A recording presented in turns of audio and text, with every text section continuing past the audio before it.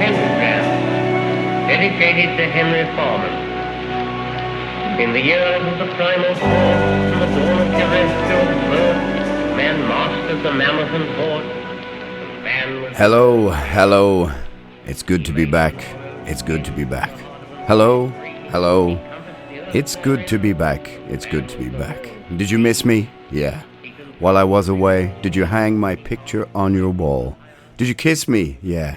Every single day, although you couldn't kiss me at all. And did you love me? Like a good little girl. Did you tell that naughty boy not to call? Did you love me? Yeah, in your little world. Although you couldn't see me at all. I'm Alan.averill. This is Agitators Anonymous, episode 124. I've been away, and what better way to reintroduce myself with a modern one for all you pop pickers. Well now, it's been a while, my fine feathered friends, but I am glad to be back in the dungeon, and here I am talking to you all once again. It's been a while, as I said. I felt acute separation anxiety from you all, of course. Released from the Agitators Anonymous tractor beam for a few weeks to try and reboot and recharge. Did it work? Well, no, in so many words, but all I can say is trying to find some peace in Istanbul, formerly known as Constantinople, did you not know? Ain't gonna work for any single human monkey on the planet. It's an insane ride. Thoroughly recommended, and the people are goddamn lovely. All round, friendly and deeply respectful. But if you're gonna try and get some peace there, it ain't the city to go. My observations, well, what can I say about Istanbul? I stood in the Hagia Sophia Mosque and looked around with awe and wonder, and I also saw a prostitute transvestite at 4 a.m. pull her pants down in the middle of an argument, in the middle of the street, in the middle of 4 a.m. traffic, and slap a man on the face. That, my friends, is Istanbul in a nutshell. Also, if you're planning on losing weight, which, let's be honest, I was, the middle-age spread, I can recommend a hearty 7-day salmonella food poisoning plan directly after visiting Istanbul with a healthy side dish of E. coli. Could be, could not. You will come out feeling and looking slim and svelte. I can say that without a doubt. Gets me in shape for the Primordial gig in Dublin on the 17th of September, which is apparently sold out now. It only took 3 goddamn years. Perfect timing then to go on the poison diet. You can hear my voice is a little bit lower, a little bit more Barry White this morning. Another modern cultural reference to go with your Gary Glitter reference. And that's because we've been rehearsing with Primordial, rehearsing some old songs, some curios, some things we haven't played in a while to try and spice the setup. It's one of those things that happens when you become, older. You, back in the day, let's say, when you're a teenager and you're 20-something, you get in the rehearsal room every week like clockwork. You're young, you're dumb, you're full of... Anyway, you get the point. And as you get older, of course, life changes. You get a different set of responsibilities. Everybody lives further away, either in a different county. Sometimes bands live in different countries. I can attest to that with Dread Sovereign. All those kind of things. And getting together in that little room becomes harder and harder. And for a band like Primordial, who has so many songs, and they're kind of long, etc., changing the set becomes harder than you can imagine. Even though in theory you should be able to play those songs in your sleep. Sometimes they're from a dream you haven't had in 18 years or something. For example, yesterday singing the Song of the Tomb, which is a sort of, a deep cut from Gathering Wilderness. You come to the last, I came to the last verse and I couldn't even remember how did I sing this? And we had to play, the phone up to the microphone and go, and we go, okay, it goes like that. And then somebody goes, well, hang on, why did we do that 5 times? You have no idea. Really? Do you play the riff 5 times? It's probably a mistake. And sometimes there are off-the-cuff heys and yes and go, blah, blah, kind of little sort of things, ad-libs, we'll call them, that you've thrown in, that you did at the time off the cuff, that are now let's say, they're ports in the storm of the song. They're little markers for everyone else to know that the change is coming. Now, if you know me at all, you'll know my attention to detail and my patience is not, it's not particularly great. It's not one of my virtues. Let's just say that. And I forget these ad-libs, especially after writing a song 17 years ago. However, I digress. So I just thought that this episode should be a little ramble across a few different things happening in the world, observations, and some head scratchers on the state of the world. Like I said, remember, this ain't the Primordial podcast. It's the Alan.averill podcast. The ideas and bullshit expressed herein by the human man-child known as, well, myself, Alan Averill, are different to the other crisis actors employed as Primordial, who are working for less than minimum wage, it must be said. So I want to try and get to, at the end of this podcast, a little anecdote about the worst gig I ever played. But I have a few other things to go comment on. In fact, a lot's been happening in the world. You know what it's like when you're on vacation. You try and unplug from the news cycle or whatever sort of cycle it is, whatever little hamster wheel you've been running around on for a while. And there's an awful lot of things you end up just missing. And that can be a thoroughly good thing, because the sort of atomized nature of the modern news cycle means that, and this is one thing that I've said before on the podcast, is that our once upon a time we had I won't going to call it universal, but we had a socially agreed contract on what was the news. People sat around at the news at 9 p.m. And of course, I'm not going to suggest that the news was always impartial back then. But if you think about something like, let's say, the famine in Ethiopia in 1986, this was the famous news report on BBC that literally brought an entire nation, kind of like literally to its knees with sadness. It's the very, very famous report of the famine. And this was the news story of that evening. It galvanized, of course, Live Aid, huge relief operations, all this kind of stuff. My own father, who worked for the Irish Transport Company, went over to help Ethiopians, the Ethiopian equivalent, and fix their trucks and teach people how to fix engines to move food around. It so galvanized society. And it was it was a sort of pivotal, it just came to the top of my head there. It was a pivotal news moment that we all agreed on. Now there's no such thing as that.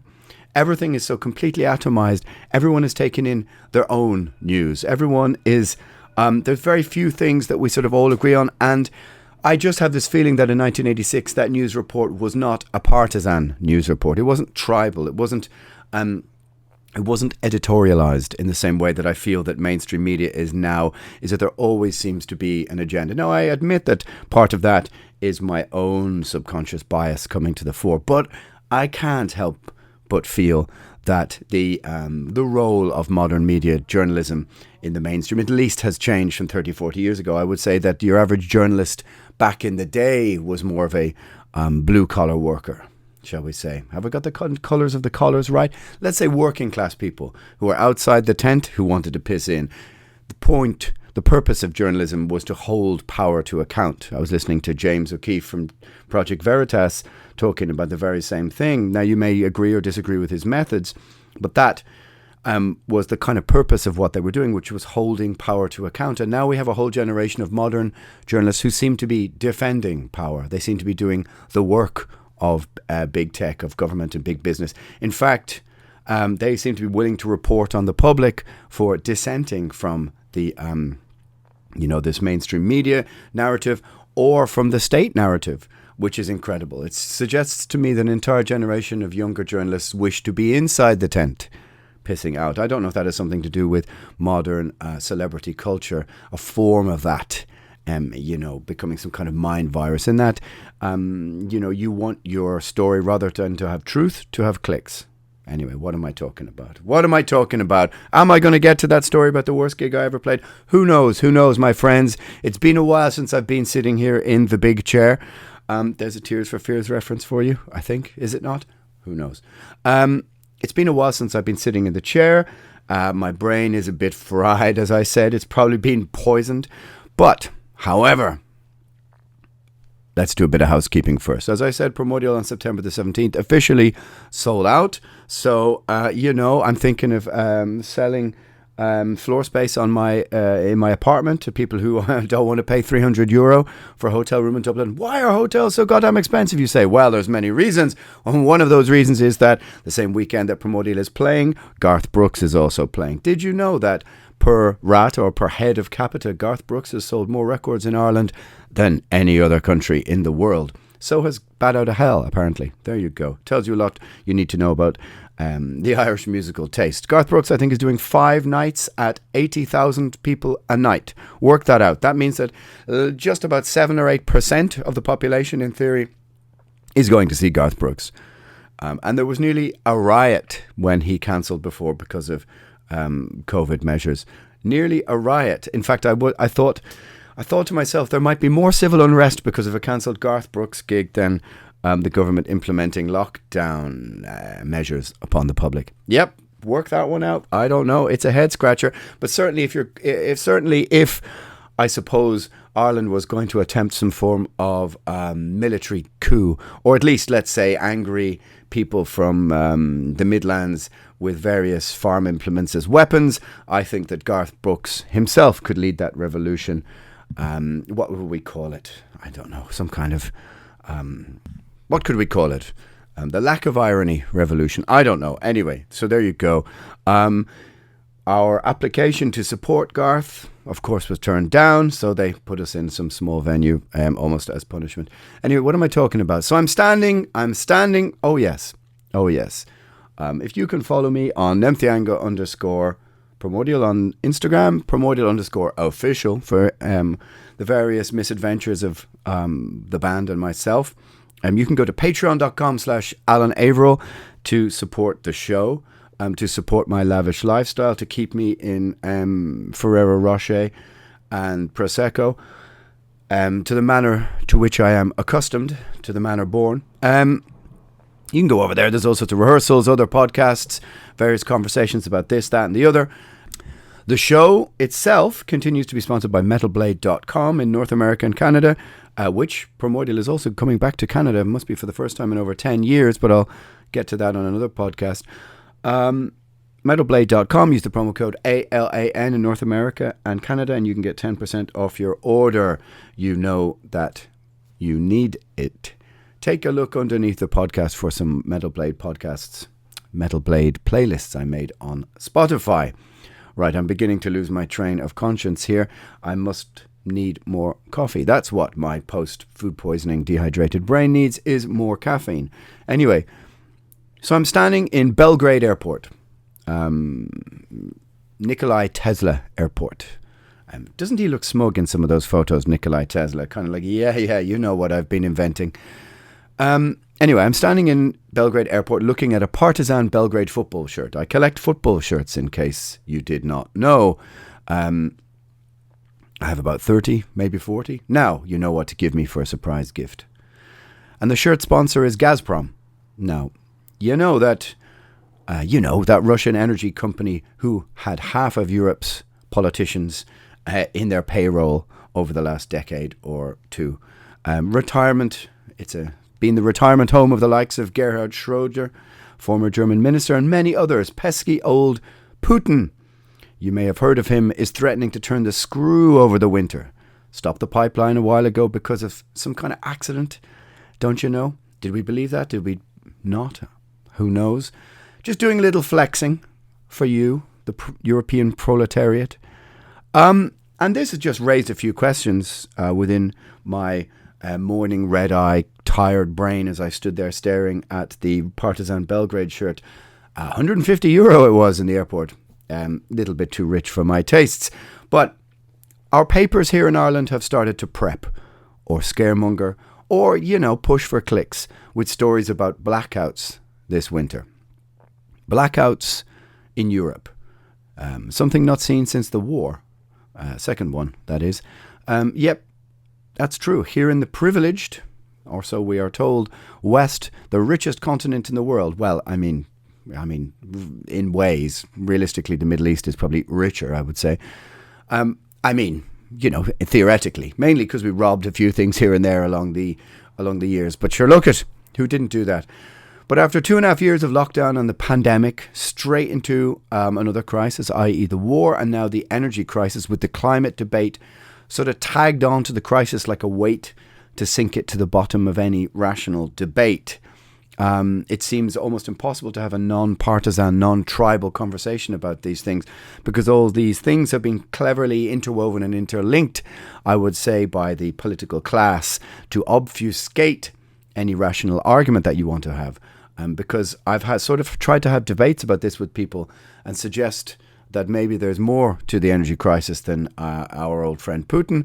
And people are almost, it seems by now, as I said before, any questioning of the narrative means you almost certainly will be called a Nazi by someone. This word doesn't have much meaning anymore. It seems to simply mean someone who disagrees with me. I think people need to maybe learn a little bit of history and look up what it should mean.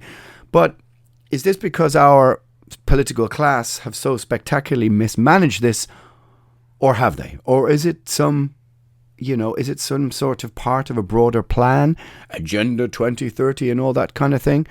Again, as you've heard me say it on the podcast so many times, I think the truth is within that grey area.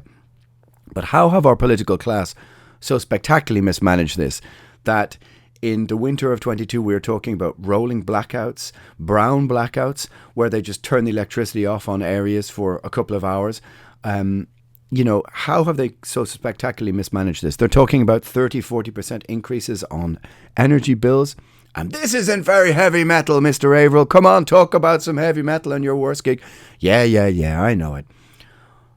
Let's just examine a few things. Firstly, by all accounts, talking to my friends in Ukraine, and please DM me with your information. Tell me if I'm wrong or right. I'm totally open to, posting or at least talking about all of these things within the podcast.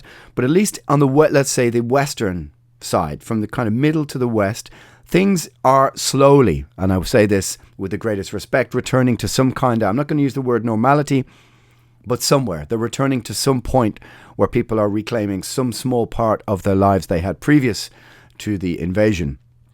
Even football is returning. I know I come back to that often as a reference point that other people don't seem to really like or get. But comedy and music, slowly but surely, these things are sprouting up from the ground again. And if you are there, like I said, listening, and you've got it wrong and I've got it wrong, tell me. Or you're in the Donbass region or Donetsk or in the east, where I think there's more fighting and resistance and all that. But like I said, I have friends in both places, and but certainly in the West, the generals are now no longer on TV telling us about the latest maneuvers. No more ordinance maps of conflict or drone footage of bombed out villages. You've noticed it's just moved out of the media cycle. But didn't the US just confirm I think it was $400 billion bipartisan arms package for the Ukraine to continue the fighting? Didn't they just do that? They certainly don't want the Ukraine to get back on their feet, surely not. I think the intention was for this to be a proxy war like Afghanistan that went on for 10 or 20 years, that they could all just sell arms to and pour money, make money and pour arms into this black pit. And Ukrainians were sadly, it looked like being the placed on the sacrificial altar of the ammunitions tech, of the deep state ammunitions tech. But they don't want Ukraine surely to get back on their feet. So the energy crisis, well, it's the war in Ukraine, it's the war in this, it's the war in that. I mean, is that to blame for every single thing in your life going up by percentages in increased financial amounts? Anyone reading beyond the headlines can see that this cannot all be connected to the war, right? And like I said, everything, literally every single thing in your life is increased in price, right? Is it all down to Putin? Yet with a little digging, we can see the energy and oil companies and gas companies are making huge profits from the crisis, just holding back oil and gas, charging what they want for it. Does this remind you of anything? Or how society was, in my opinion, held to hostage by Big Pharma during the pandemic? And you probably followed that story recently where Some big pharma companies have decided that, kids need another booster, which they say they have tested on 9 mice. Now, that sounds to me like an Onion article. Again, another reference from 10 or 20 years ago. It sounds like a spoof article. It sounds like something that would have been on, I don't know, Saturday Night Live 15 years ago. Tested on 9 mice. Why not 10? Now we only have 9, etc., etc. That it hasn't been tested on humans. And yeah, kind of, I'll push it through. Profit uber alles. Follow the money. Show me the money.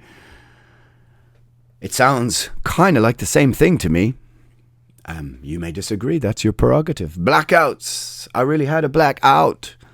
Great album by the Scorpions, that one, actually. Really, really great. Did you know that Blackout originally, I think in the demo version of Blackout by the Scorpions was sang by Don Dokken. So somewhere there is a Don Dokkenized version of Scorpions' Blackout. If anybody has it, I would like to hear it. I still think they kept him in some of the choruses. It was because Klaus Meine had some serious throat problems after some huge tour and couldn't sing when they were demoing the album, I think somewhere in LA, and Don Dokken came down to do it. There you go. Anyway, Blackouts. Someone sent me a screen grab of what appears to be Ursula von der Leyen, openly discussing periods of energy lockdown. Can this be true? Certainly on the front of our papers in Ireland, it's what seems to be, we've been prepped for it. They're talking about, like I said, brown blackouts and general blackouts. Brown, I think, are just random ones. They don't tell areas and they just black them out for 2 or 3 hours. And the papers have been full of these. Like I said, if this is on the cards, all you people who came up to give me the finger wag because I was at a festival now having a beer may need a rethink. Now, I mean, I think you need a rethink anyway, but if you don't think the current crisis we're in is not directly linked to shutting down the world's economy for over 2 years, printing trillions of dollars and disrupting food and supply chains, I'm not sure what to tell you. But sure, anyway. Or it's just clickbait. It's just scaremongering. It's just the last acts of dying print media trying to always pick the hook you in headline. But like I said before, take a look at your papers. I don't know what they're doing in what they're putting on the front page in your country that you're listening to this in. But in Ireland, they have been basically kind of laying the groundwork and prep for, sort of like blackouts during peak times, which are 6 to 9 p.m. So you can, of course, think, well, we might as well shut the pubs then. And, you're not going to have music and you can't have that gig and, sound familiar? Anyway, of course, look, the podcast's called Agitators Anonymous. These are the things I'm going to talk about.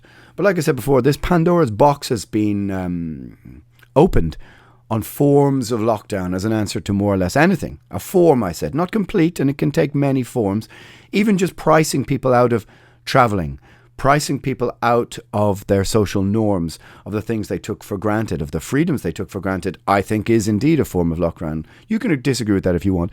But these things being done deliberately, so they essentially people have to stay put, is in my opinion potentially a form of economic lockdown. And certainly having travelled over the last few weeks, I can say the airlines are a complete mess. They seem to have no staff. Every flight is delayed, lost luggage, direct flights costing 500 to 1,000 euro just within Europe in places 1, 2, 3 connections. You want to go to Dublin? Well, you're going to have to go via Rhodes, via Madrid, via wherever. Often required to get anywhere. But didn't the airlines get bailed out with your tax money over the pandemic, you ask? Well, it would seem so. I've hinted before at a form of logic which comes through in most extreme climate rhetoric, a kind of masochistic stay inside to save the world idealism, some would say the meta future. But sure, why not leave, the sort of green pastures of the outside world to the 1% to frolic and run through? You can just look at them through your Oculus Rift. What a great name. Glasses. Yeah, I know. I'm being hyperbolic and over the top on purpose, on porpoise. The clue is in the title of the podcast. If I was just going to come on and say, it'll probably be all right, it wouldn't make much of a podcast. But the papers today were discussing the possibility of peak time energy cuts. So what does that mean? 6 to 8 p.m.? Like I said, break out the candles. just like it's 1946? If so, then sure, why not close the pubs, as I said, and the arts and music and events will be cut, of course. Too much energy, not enough energy for that. Now, do I really think they will go for rolling blackouts and lockdowns again this winter? I sense not. I sense what they're doing is they're laying out the worst possible scenario, so we have to accept 20, 30, 40% of it and feel relieved. It's a classic political move. Prepare people for the worst and they will accept 10, 20, 30% of it with a sense of relief. You saw that with lockdown, for example. However, although, as a few podcasts lately I've been listening to with people far cleverer than I have been saying, perhaps this is just the slow process of devolution, that this is the slow moving plates of a form of societal apocalypse beginning to buck up against each other. Wow. Hey, I look out the window and it looks all right. Yeah, true enough. I'm not really clever enough to tell you that. I think more than likely, though, is the cost of living and energy crisis will kind of stall at this level. The companies that are making money are going, oh, great, we can do less and make even more money, it would seem. And there won't be any political will to challenge this. And regular people will just be priced out of having any kind of a life beyond merely surviving across the board. Certainly, if you've been following the podcast, you'll know the Great Reset plans were, of course, to make travelling for normal people such a complete, expensive nightmare that it would put them off bothering in the midterm, let's say. Who knows? But the news is full of the following every day. Climate warnings, energy crisis warnings. It's not hard to see both being symbiotically linked in our minds to subordinate to new rules concerning both, and how this symbiosis fits the plans of the elite or political class in terms of new elements of social control. It's not hard to see those things being manoeuvred into place, because the lockdown and pandemic showed this class that they can more or less act with a sense of impunity, a sense of, they can just do whatever they want, because these are emergency times where they can just enact emergency laws and do not need to consult you. It's a slow deconstruction of the democratic process. It's not by stealth. It is it's like a death of 1,000 cuts, and slowly but surely, don't call me Shirley, these things get removed. Think I'm mad? You know what? That's fair enough. I might be. But I think anyone can recognize that the energy crisis is being manipulated and we are not being told quite the full story. Did you miss me talking about political stuff? Did you miss my rambles about all those things in lockdown? Of course you did. Now, I know that after lockdown ended, I purposely sort of moved the podcast in a bit of a different direction, because I know that some people switched off when they hear these things. They don't want to hear about this kind of stuff. And, that's why, for example, the last episode was, the 10 most underrated Norwegian black metal releases, which people really liked. And I'm going to do some more of those kind of things. But there has to be a balance between the kind of heavy metal conversation and being able to discuss some society, some culture, some politics, all those kind of things. That's kind of the raison d'etre of the podcast, to be able to flip between these things. Hey! This morning I was watching a video from 4 years ago where the despicable Trump was telling the EU to arm up, as they were far too lax on their military spending. The T word. Mention him and you get called a supporter. Or mention him in any way that isn't, negative, etc., etc. Look, I get it. A despicable man, a terrible human being, etc., etc., etc. It feels like we can't have discussions anymore in the rational, logical grey area without everyone going instantly ferally tribal about even the mention of the man. I ain't no fan. I've said it several times in the podcast. But, there he was from 4 years ago, and who was laughing at him? Mrs. Merkel. In fact, all the people in the room seemed to be laughing at him. And now, Germany just upped its military spending in the wake of the invasion of Ukraine. In fact, the whole sphere of the West's attitude towards the military has changed. Finland and Sweden joining NATO, who Trump also had choice words for. And he laid it out pretty clear. Germany was far too dependent on Russian energy. He literally got laughed out to the room, shrugged his shoulders, and they all went back on with their posturing and whatever else they were doing. But I wonder, was there any brown envelopes from Gazprom burning a few holes in the pockets of a few politicians that evening, and they thought, now probably not. Hey, even stopped clocks are right twice a day, huh? And even Hitler liked dogs. What are you going to do? He was clearly right.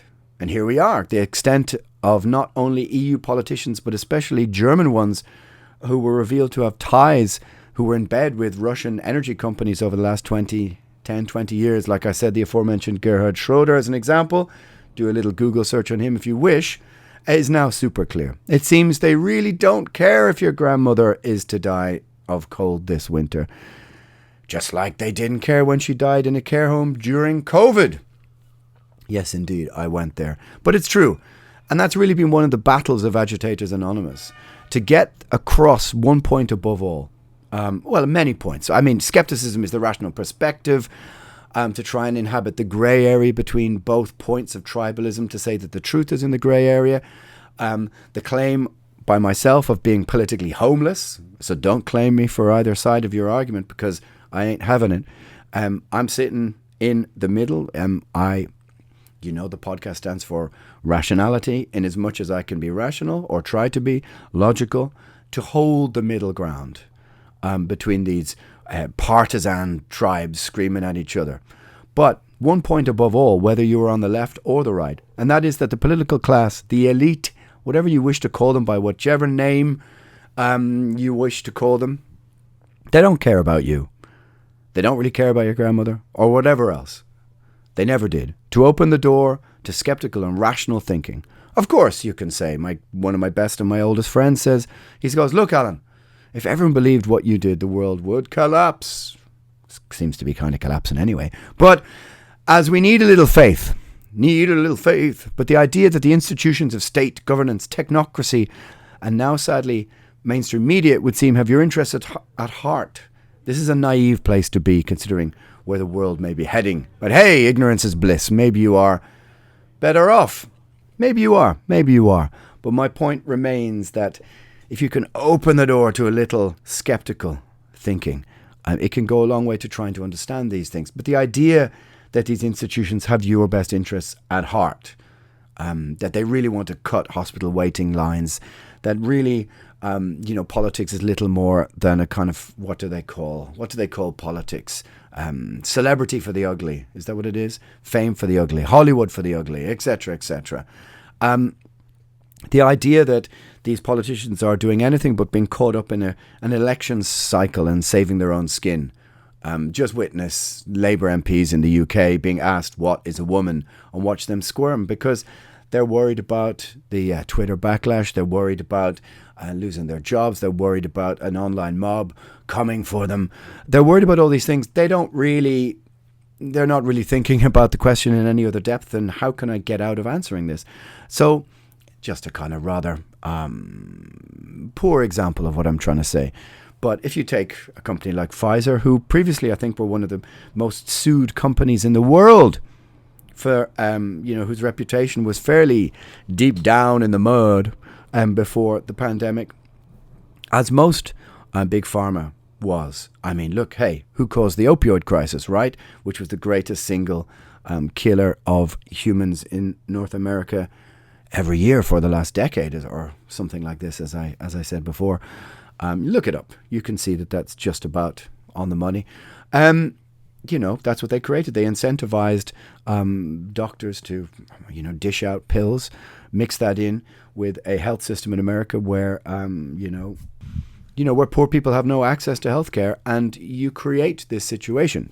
The idea that they, as I said, care about you. Anyway, that's been one of the points of Agitators Anonymous, to try and get that across. Have I succeeded? Who knows?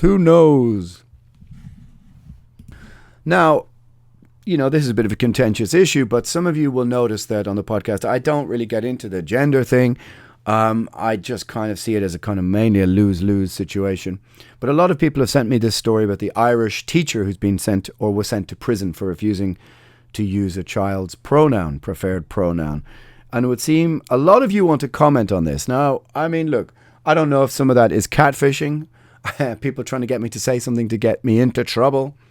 Or it's just because it's Ireland and, I'm from Ireland. I find the whole debate is at best avoided and not something I really wish to wade into. But really, you want the opinion of a singer in a heavy metal band on all this kind of thing? I mean, firstly, look, I just got to say, he didn't go to jail for refusing to use pronouns, but rather for contempt of court. But the whole thing is clearly insane. And when the state brought in some of these laws a couple of years ago, they stated that they would not be used to send people to prison. And here we are. My thoughts. Well, let's say this. And I'll take it from a very strange, or it's not strange to me, but an odd sort of angle. One of the first women who was hung at Salem was called Sarah Wildes Averill. You will see her death warrant on the inside of one of the Dread Sovereign albums. In fact, I wrote a song about her. Same surname as me. In fact, comes from the same area in the kind of north of England where my name originally comes from. Well, within England, originally it's Norman. But when the Salem witch trials started, it was part of a kind of a collective manic hysteria. And little was needed to send people to the gallows other than a confession by basically a bunch of kids, a bunch of young girls who claimed that they saw spectres, they saw ghosts, they saw devils. They were inhabited by spirits of people within the community who were accused of being witches. You may read The Crucible, which is a sort of modern-day allegorical tale about the Salem witch trials and its collective hysteria. And these young girls would stand in court and claim, I see the ghost of Mary Pemberton above. She has a diabolical cloud above her, and there is a devil, on her shoulder, attempting to bring plague or famine to the community. One of the young girls in the dock produced the end of a knife, saying, "Oh, she has sent a devil across to try and pierce my side." And a man stood up in the court and said, "You saw very well that the end of that knife broke off while I was working my..." I'm not sure what he was doing, but he was doing, of course, some sort of grim manual labour, and the end of this knife broke off, and this young girl took it and produced it in court to say that one of the women in the dock had sent it via a devil to pierce her side. And many people got hanged before the whole hysteria died out. Of course, when the young girls in the dock tried to accuse noblemen or the rich or the powerful or the influential, the judge and jury kind of went, "You must be mistaken. You must be thinking of someone else." As in, okay, you're going a little bit too far. But anyway, back to accusing the proletariat of being, in league with Satan, etc., etc. Do some digging. In fact, I might do a podcast about the Salem witch trials. But I feel that there's some form of allegorical tale to be taken into account. Of course, people aren't being hanged and all that kind of stuff. Take it as an allegory. But what we are doing is allowing the visions, the whims, the emotional states of children to dictate our law. At least in this case, in this instance. And there are parallels to draw. And at least from my opinion, there's a form of societal collective hysteria that's around it. And as a society, we have been here before. I'm on the side of biology. I'm not on the side of how you feel about biology. I mean, or at least, that you've decided that biology is subjective. I'm on the side of mathematics, not how you feel about it. Or if you want to say 2 + 2 = 5, then I will say, I'm afraid it equals 4. We have building blocks of our civilization that we have to agree on some of them. The fundamentals, or it falls apart completely. Okay, maybe that's what you want, which is why you want to tear them down. Okay, well then, we're going to have to disagree about that. But if you think maths is some crafty tool of old white patriarchy, do some digging. Most of our mathematical systems and understanding comes from the Middle East and not Europe. Your 60-second minute, your 60-second hour comes from the ancient Sumerians, which is what, 5000 BC? Yeah. Too much of what's wrong in our modern world is the narcissistic, selfish ideal of how we feelism. And I'm doing little rabbit ears there. And we have placed our emotional states and feelings at the center of the world. Just like, I suppose, when Galileo went to the religious elders and said, our planet is not the center of the world. This world is not heliocentric. We are revolving around something else. He was, of course, castigated for hundreds of years for that. And I think that these are parallels to be drawn in what I think is a kind of collective religious hysteria. And if you stand up and say, I disagree, you are a heretic. Anyway, we are not the center of the world, and how we feel is not a basis by which to enact rule of law. I don't know if that satisfies anyone or gets me into trouble. I have a lot more things to say, but wise man thinks all he says, fool says all he thinks. Childhood has become a battleground for activism. And I think the same behavior we once found reproachable in the Catholic Church, indoctrinating kids at a young age, is the same behavior we should find reproachable now. Kids have to be kids, my friends. Which is ironic, seeing as I opened the podcast with a Gary Glitter lyric. Oh, it's all nonsense, my friends. Like I said, I'm the singer in a heavy metal band, your hostess with the leastest. Don't take me that seriously. They're just ramblings of a dehydrated mind. Dehydrated, what a good song by Pestilence from Consuming Impulse.